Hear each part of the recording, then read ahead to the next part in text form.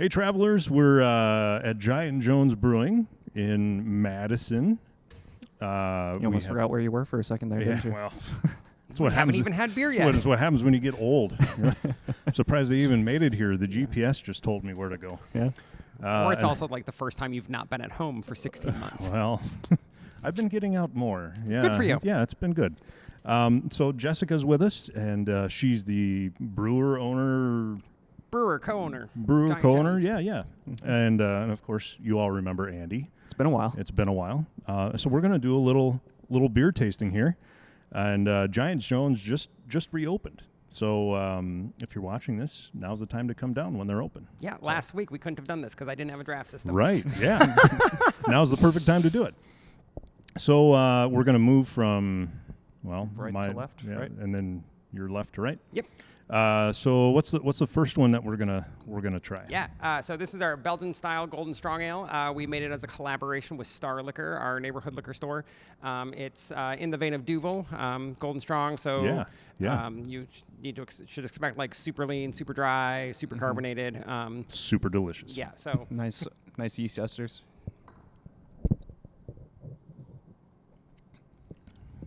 yeah, there's this like pear yeast ester, but then there's like this Sauv Blanc perfumey thing going on. It's built with just like neutral U.S. pale 2-row pale malt, a bunch of cane sugar, white spun cane sugar, and then Nelson Sauvignon hops. So we non-traditional hop for the beer, but like they just like blend into the esters and phenols from the yeast, like giving this because typically you're using some sort of Goldings or steering type hop, which is just going to give you like that herbaceousness. So like we're getting that herbaceousness, but then reinforcing the complexity of the esters with the white wine quality of those hops, and like it's like very low, right? So like it was like 2 pounds first wort hop, like a 2 and a quarter pounds in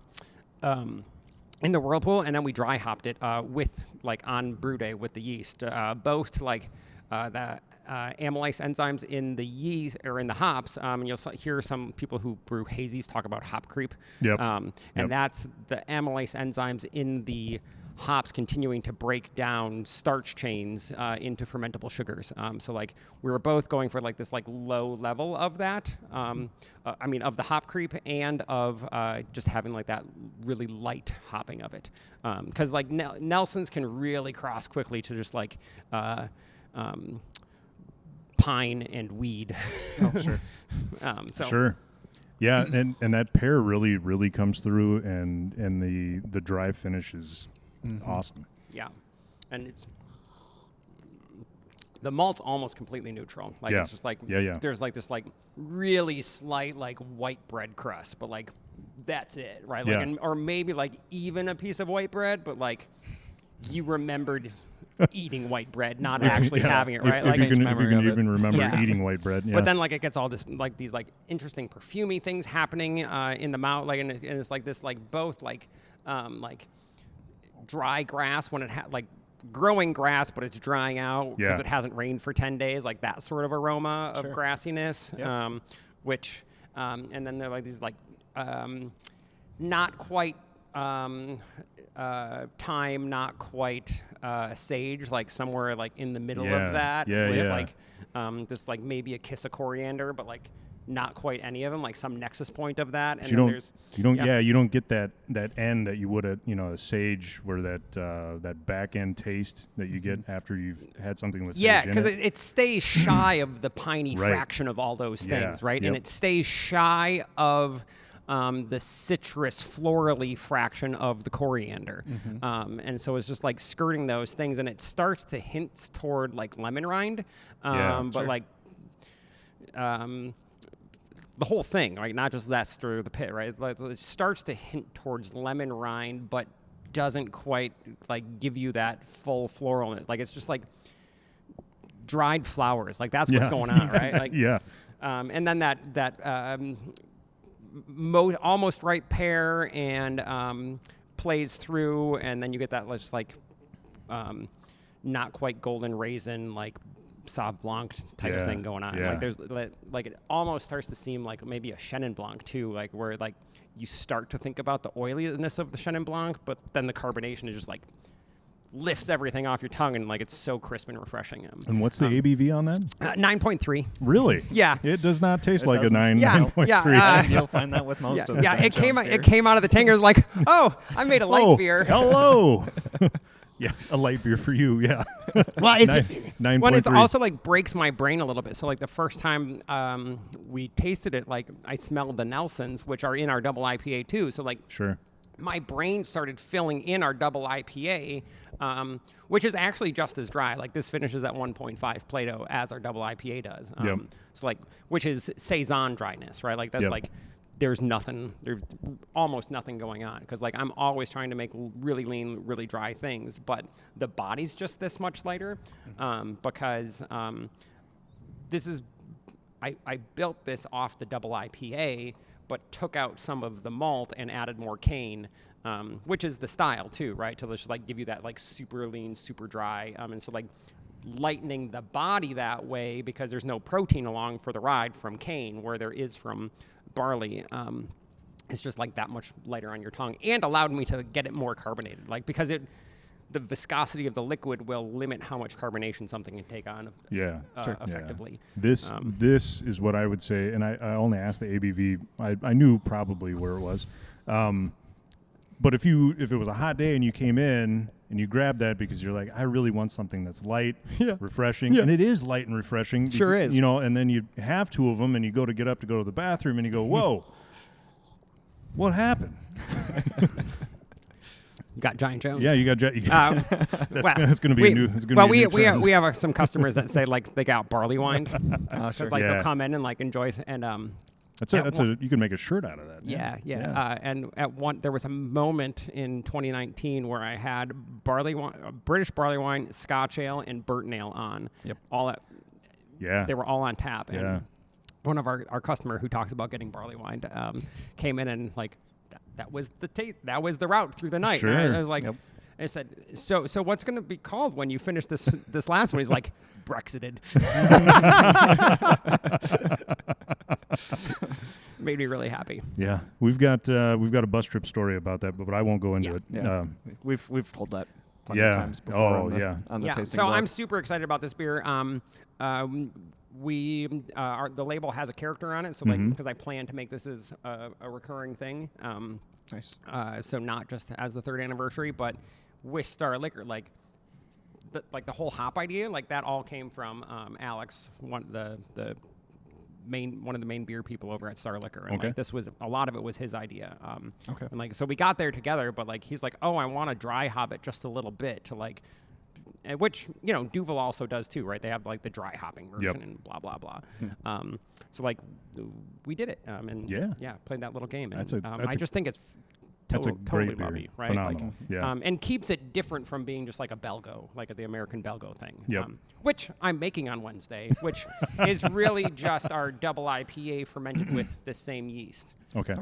But I do a ferulic acid rest to push the phenol. So like here, we just did a saccharification rest so that we were somewhat discouraging the phenolic pathway so that I would have more esters because this tends to be a more estery than phenolic style. But usually I'm pulling any phenolic yeast, I'm usually pulling to encourage the esters because it helps make it seem drier too. Like that spiciness just helps dry out that finish. Yeah. But I just wanted a kiss of that here. And like it stays at that like there's a background note of like maybe white pepper or allspice, right? Yeah. Without going to like, oh, hey, here's a bunch of cloves. And like, that's also just like the thresholds of the 4VG. So like.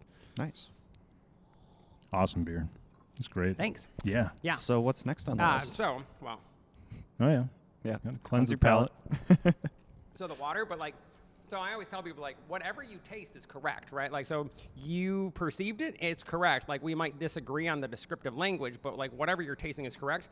And most of flavor is aroma, right? Like, so your tongue enunciates consonants, and it gets sweet, sour, bitter, salty, rancid fat, carbonation, and metallic. After that, your tongue does nothing. So, like, all these things that we just talked about, like the floralness, the fruitiness, like, that's all aroma. So, like, sniff your shirt sleeve, and that resets your olfactory. It's just like 1 or 2 quick whiffs. Like that's more effective than the water. Huh. Yeah. I'll be doing. Because pro tip. And it doesn't matter if you're a stinky person because it's neutral to you, right? Like and like even just like your laundry detergent plays a role into that. So like but like your nose blind sleeve, to it. like that's your baseline. So like you're back to 0. Okay. So you didn't know you were going to get an education today, did you? Of course you will. So the Double Red Ale is a maltier version of our Double IPA. It's built the same. I pull out, so our Double IPA is 75% just U.S. pale malt, so that neutral grainy base, and then 25% German Pils malt, just to like enrich things and get you to more of that bready place a little bit, and then 55 pounds of cane just to like lean it out and dry it out. So it's built like a triple. Pretty much, just like Pliny the Elder is. And that's kind of where that finish is coming in, right? That more pilsnery, caney type. Yep. And then so the difference between the Double IPA and this is I switch out that 25% German Pils malt for 25% German Munich malt. Okay. And I switch out the refined cane sugar for Panella, which is unrefined cane sugar. So it looks like wet sand or tiny pebbles because it has nothing removed from it, which is like it has all these like profound dried fruit flavors happening, which is also one of the driving flavors in our beer guards. But there it's pretty exposed. Here it's not. Sure.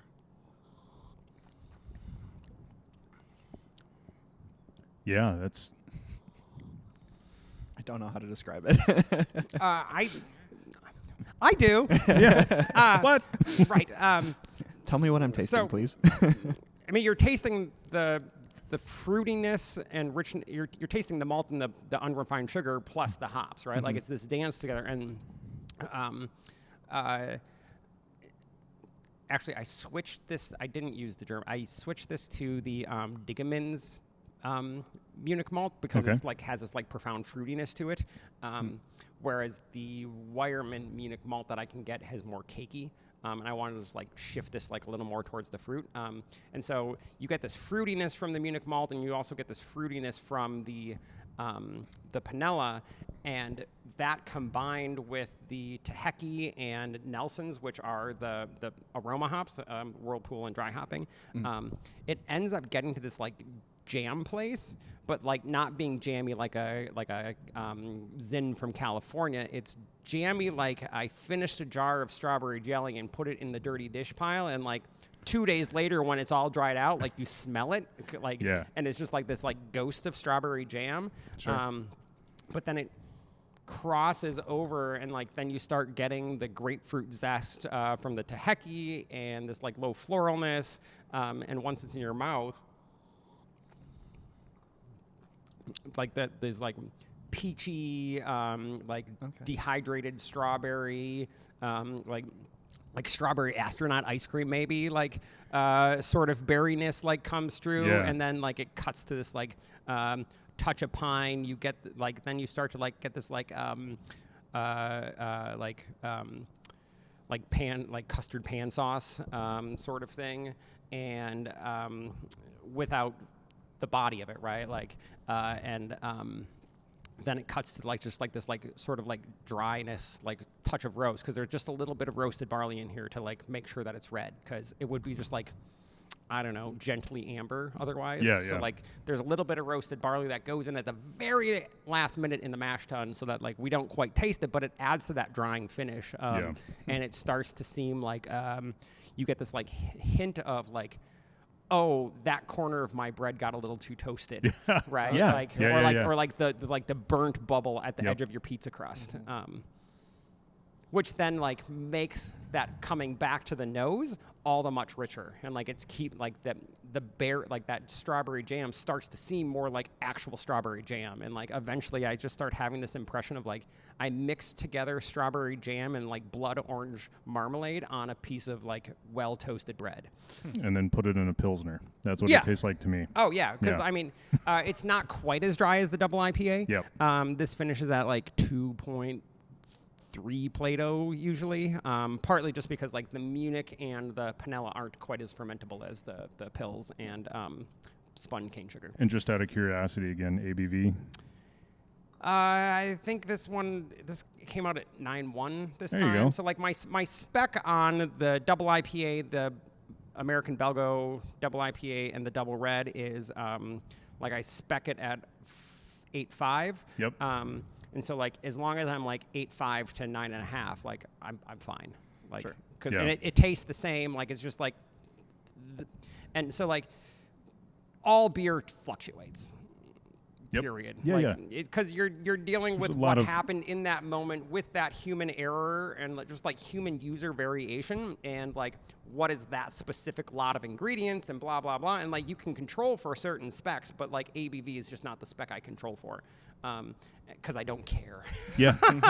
Well, and like those little variations, like once I'm doing these big beers, like that, 5 to 10% variation on gravity and like just like how far the yeast went, because like that wort with that yeast is going to be different every time, and those little variations just keep getting more exaggerated as the beer gets bigger.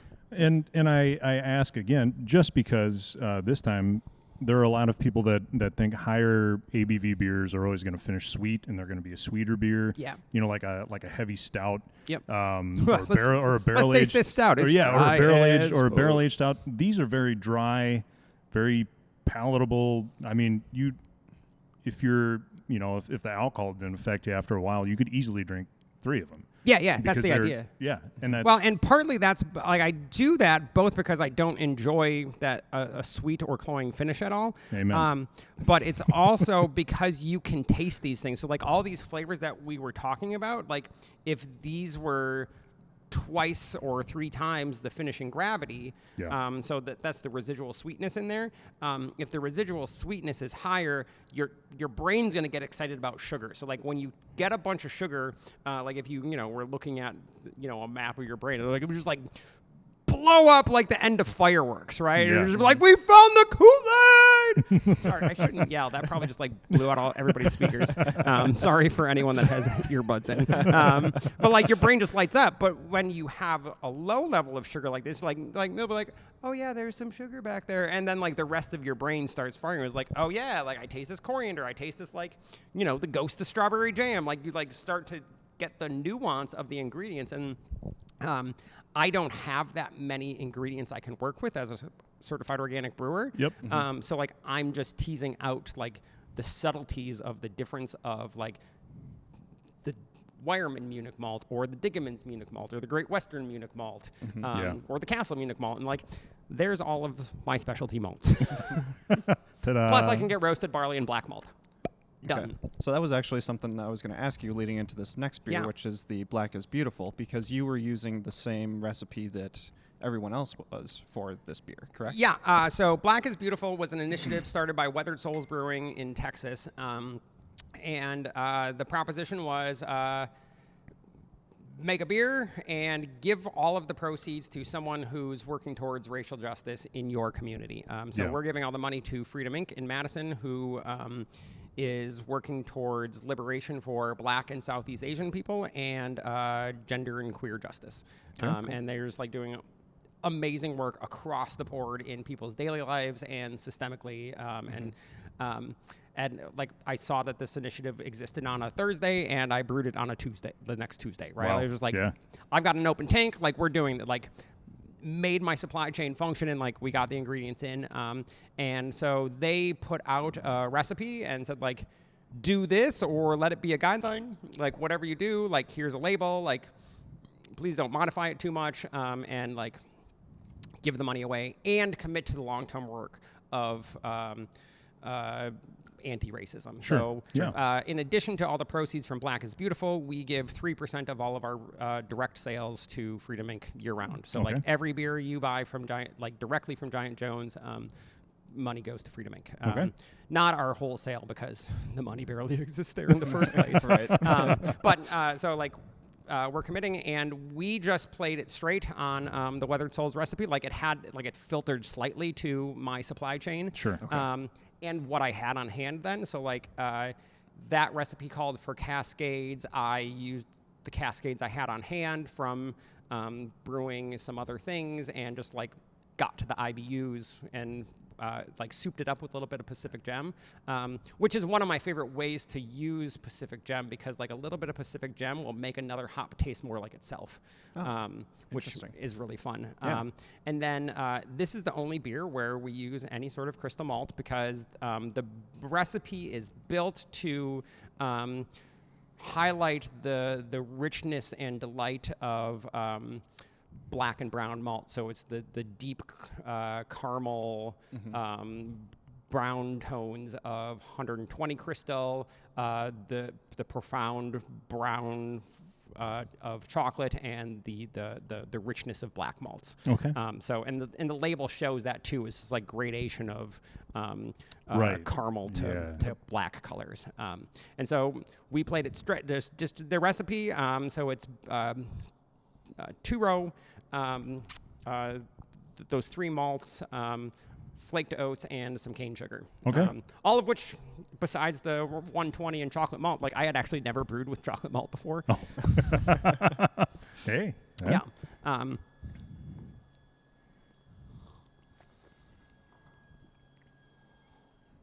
So you said you made that work within your supply chain, so it's still certified organic and everything like that? So when we did it last time, we didn't certify it organic, because to add something to my organic certificate mid-year, I would have to pay administrative fees, and it was like, this is a fundraiser. Like, it was like, the only difference is that I did paperwork on it. So Sure. Like, Yeah. This year it's certified organic. We plan to make this every year as a June release. I'm a big believer in black beers for summertime, because like if you drink iced coffee or cold brew coffee, like melt into a stout, right? So like I make our Grand Porter, I make for summertime. Okay. Like that's a spring summer beer here. Mm-hmm.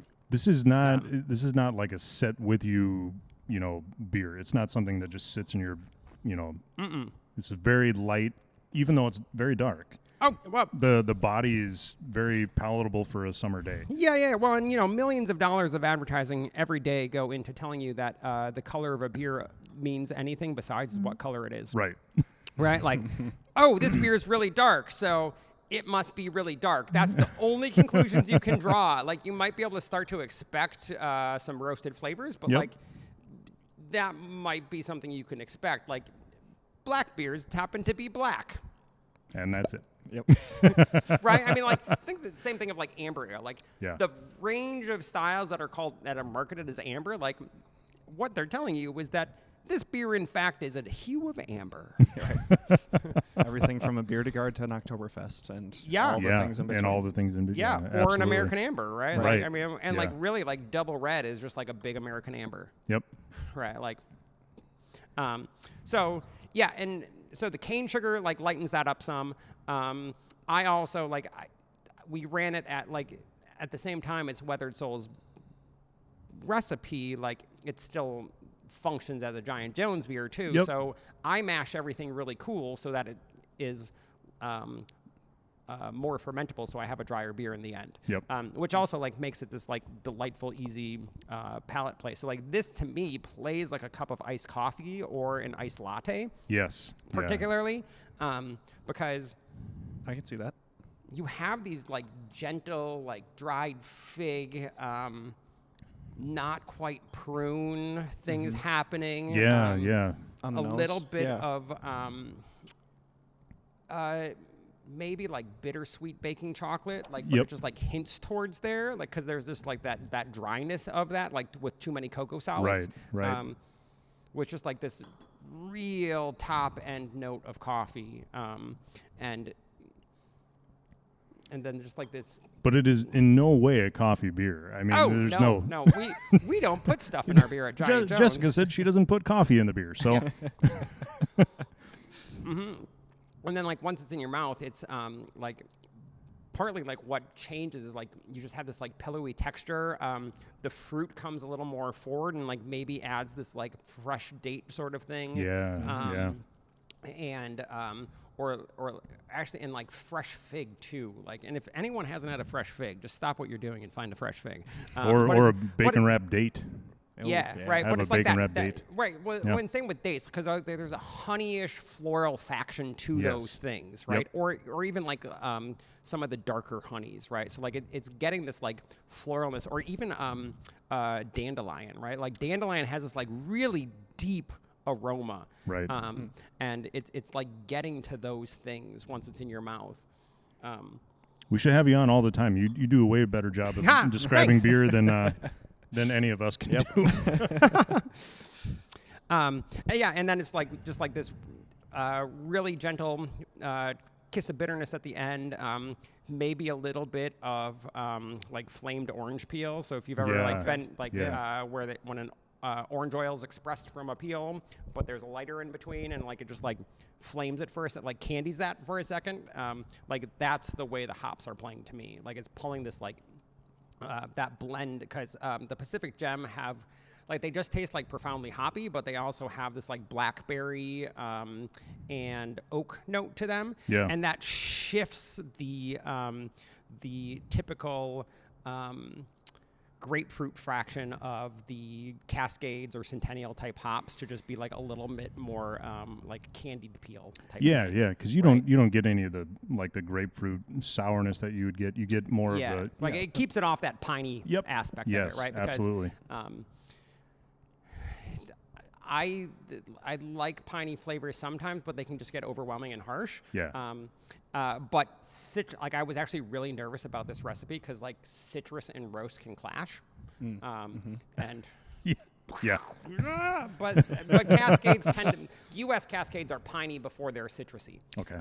So it just like it works, right? Yeah. Like that, which is part of why Cascade's such a versatile hop, and like the craft beer industry was built on it. But they're getting harder to find. Like they're just getting ripped out. Like 'cause the proprietary hops are brewers or growers can sell them for like 4 times as much. But as an organic brewer, all my hops cost the same. Like I pay the same for Nelson's as I do for Cascades. Oh wow. Yeah, absolutely, right? Yeah. Like, 'cause it's the organic I'm paying for. Yeah. And like, right.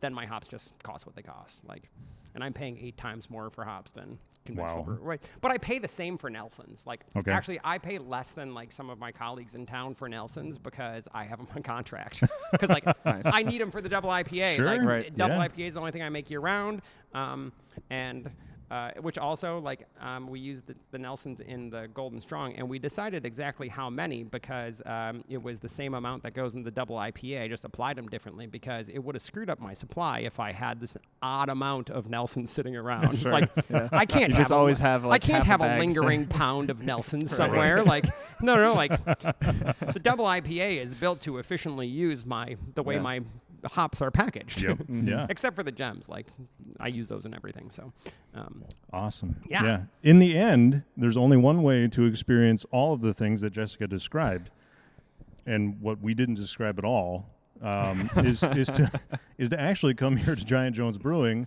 look it up.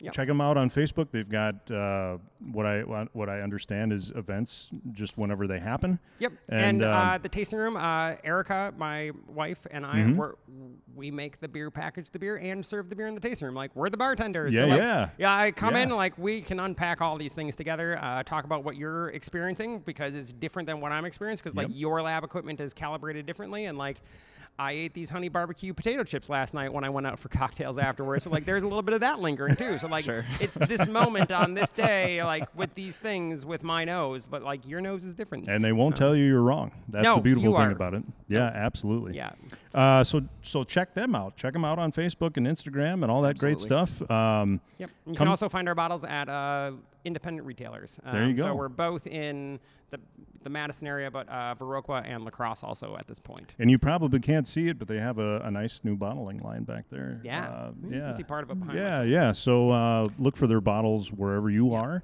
Bottle distribution will really expand in the next like 9 to 12 months. And that's so awesome. I mean, like this fall, it's really going to start expanding because that thing will be online, and I'll be able to fill 63 bottles a minute with really low dissolved oxygen. So like it'll be great. Oh, such good and we're beer. excited to bring beers to you and let you celebrate these things every day. Yeah, absolutely. So come down here, check them out, talk to Jessica and Erica, and have a beer or 3, and then stumble your way out.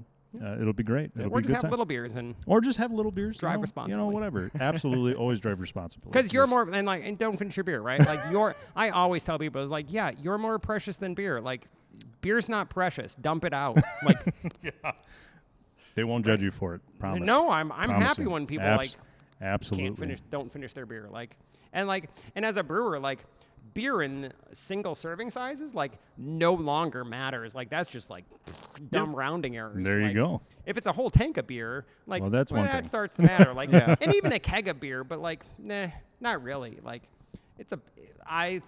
beer functions on batch sizes, and you're a batch of beer to me. And they always want you to come back. Or more. Yeah. Or more. So check them out. Check us out. If you haven't already done it, subscribe to us here on YouTube. And once we hit 1,000, we can actually start doing these things live. Ooh. So this is sort of live. Yeah. So check us out. Check them out. Until the next time that we do one of these, who knows where we'll be. We'll probably be in the backyard, to be honest with you. But anyway. Always welcome here. Yeah. Anyway, we'll see you. Prost. Cheers. Hey everybody, thanks for watching. If you like what you saw, you can click down below where there's some more episodes for you to watch. And don't forget to like, comment, and subscribe on episodes that you do watch. We hope to see you next time.